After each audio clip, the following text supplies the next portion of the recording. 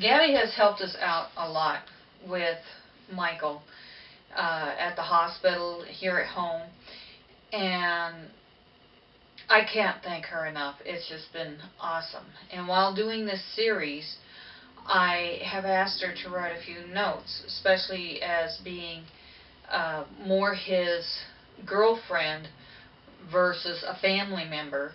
And, and granted, that did kind of become part of a problem where she wasn't a family member and the medical staff gave her a problem with that.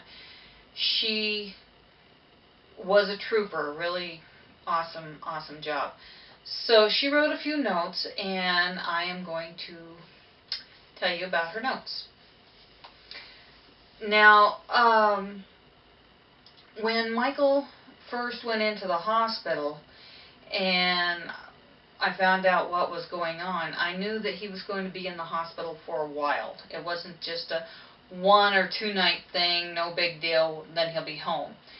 The way they talked, I've had some people say people have been in the hospital as long as 3 months in the hospital for what he was having to deal with. And so in that process, or in knowing that, each time I came into the hospital, I would come in with more and more stuff. Such as I got the laundry done, I would just bring the laundry to the hospital, so that way both of them could have clean clothes to wear while they're there, instead of having one pair of pants and one change of clothes and what do I do now, that kind of thing. So I brought her change of clothes, I brought him change of clothes so he can wear his own stuff. And I brought them food, and I brought them stuff to keep them occupied, computers, whatever, games, just stuff to make life easier. For her, eventually, it was food because, oh my gosh, she was there for so long. And the problem is when he had to move from one room, they moved him around to different wards, starting off with, he was in a regular room, then he was moved to ICU because obviously his situation was worse. Once he was okay from there, they moved him to another regular room, or no, they moved him into where the heart specialists were, and then from there they moved him to this other ward just because they didn't have a room elsewhere for him, and so he ended up being where the cancer patients were. And eventually he was able to go home. But he moved, I think, a total of 4, maybe 5 times, and so his stuff got so that it took a couple of carts to get everything moved, and of course it was annoying. But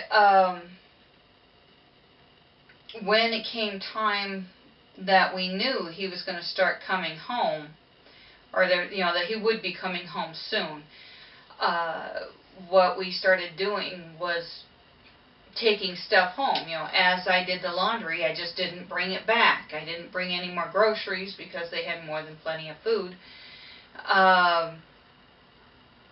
Just stuff that they figured out, well, we're not using this while we're here anyway, why have it? So I took it home. So when it came to the day that he had to go home,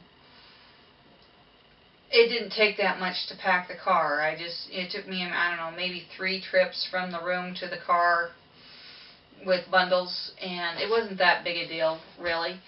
And so keep in mind, to make life easier, especially when the patient's been there for a while and there's a lot of stuff in the room, instead of feeling like you need a moving truck, just take stuff home as you go along. It just makes life a little bit easier.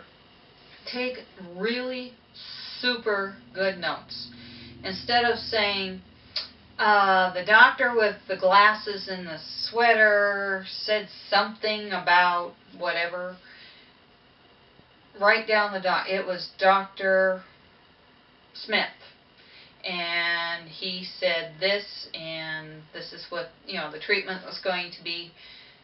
Write down the details. The nurse comes in, gives him a medication. Write down which nurse brought it in, what it was she gave him, and what his physical reaction was to it, because it did turn out that Michael was having negative reaction to certain medications, and they wanted to keep pumping them into him, and it's just not good, not good. So write those kind of notes down. We had one nurse that came in, and she was like, well, you're not doing, she was scolding him for having the runs. Okay, he hadn't eaten in like a week, and what do you expect him to have? She was scolding him for having the runs and the color and blah, blah, blah, blah. So she decided, I'm going to give you this medication. And then she scolded him because she had to be there and do some work in the room, and it took up her time from the other patients and all that kind of stuff. And personally, all three of us didn't even want her in the room. Just saying. So because of this happening, we wrote down notes, what she said and what she did and all that kind of stuff. So when we had the opportunity to talk to her supervisor, to let her supervisor know exactly what was said and what had happened. Turns out that yes, Michael did have a medical issue that needed to be addressed, and yes, he needed to have his medication, a certain medication given to him, but the nurse was punishing him because of it, and then she decided that the medication was going to be changed instead of a doctor. So it was one of those kind of things. Write down super good notes so you know exactly what's going on. Granted, do the same for the good nurses. We've had some super awesome nurses that bend over backwards to make you happy. And it didn't take a lot for us. We're pretty simple type people. And so when they came in, we wrote down those special notes of what they did. So when the hospital quite frequently would have somebody come in and say, are you happy with the service? Are you happy with this? Are you happy with that? Is there anything we can do? We would say, yes, that nurse Gloria was awesome. She did this and she did that. She even came in here without even asking and took care of whatever, that kind of thing. So acknowledge the good things that happen with the staff, as well as, keeping an eye on the ones that aren't doing a very good job. It just to be fair all the way around, I think. Also, so you know that the care for the patient is proper as well. Don't forget that part. One of the problems that occurred was the fact that Gabby was not a family member or next to kin or anything like that.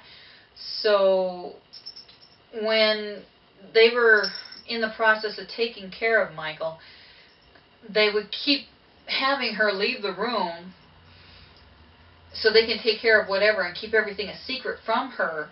And then she'd come into the room and have to have Michael explain to her what's going on. But, Michael's like not completely coherent because he's on medication, and he's like, well, they did this or that, and, I don't know what's going on. Doesn't help. What ended up happening in the long run is I got with the people who had the paperwork, and I had Gabby's information put down on the paperwork as a person of contact.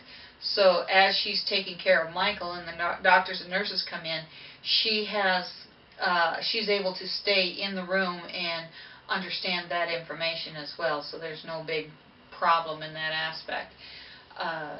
So in other words, make sure that whoever is going to be staying with the patient is on the paperwork to know what's going on. Otherwise, if they can't know what's going on, they really can't do a good job taking care of the patient. It's just a logical situation. Now there have been times where doctors and nurses have to come in to take care of a procedure, and too many bodies in the room. It's just too crowded to deal with, So at that time, it's cool, Don't fuss over it. Just say, okay, what you going to be doing? How long is it going to take? And then go for a walk. Get a breather. Get a cup of coffee. Go downstairs to the cafeteria and get something to eat, Enjoy the weather if it's good, if anything. Try to enjoy yourself as best as possible. Drugs do some crazy things to patients, so be patient. Yeah, They are not themselves at all. They can be very cranky. They can be hallucinating. I know there were times Michael thought someone else was in the room and having a conversation with this other said person. There were times he thought he was shopping and he was taking things off the shelves, checking them out. It was kind of on the weird side. Sometimes he was having a conversation with I don't know who or what type of thing. If the patient doesn't mind, go ahead and record them, because sometimes that is rather hysterical to watch. One more note. This wasn't from Gabby, but something that I know of. If you are going to be a patient at the hospital and you would like a visit from a puppy dog, you don't have to. It doesn't have to be your dog. They do have a service where you can ask for a therapy dog to come and visit you, and they will put you on a list. And the therapy dogs, the dogs are specifically trained to go visit patients at the hospital, so they can have a nice visit and make the patients feel a lot more comfortable. And it's kind of fun. My mom got to have a couple of visitors, and I got to have a visitor, so you might check on that one as well.